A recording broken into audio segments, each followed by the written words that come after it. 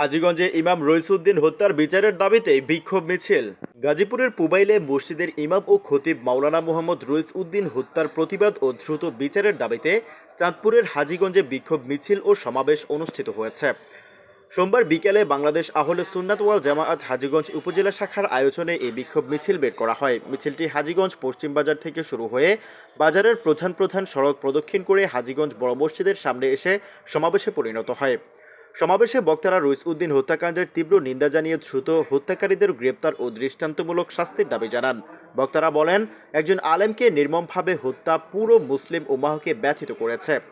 তারা ইমামদের নিরাপত্তা নিশ্চিত করতে সরকারকে কার্যকর ব্যবস্থা নেওয়ার আহ্বান জানান। সমাবেশে বক্তব্য রাখেন বাংলাদেশ আহলে সুন্নাত ওয়াল জামায়াত চাঁদপুর জেলা শাখার সভাপতি অধ্যাপক মাওলানা নাজমুল হক আখন্দ নকশবন্দি, হাজীগঞ্জ উপজেলা শাখার প্রধান উপদেষ্টা মোহাম্মদ জাকির হোসেন মিয়াজি, ইমামে রাব্বানী দরবার শরীফের ছোট সাহেবজাদা সৈয়দ মোহাম্মদ শাহ মুজাদ্দেদি। অনুষ্ঠানটি পরিচালনা করেন বাংলাদেশ আহলে সুন্নাত ওয়াল জামায়াত হাজীগঞ্জ উপজেলার সদস্য মহিউদ্দিন আল আজাদ এবং সভাপতিত্ব করেন উপজেলা সভাপতি মোহাম্মদ আলী নকশবন্দি।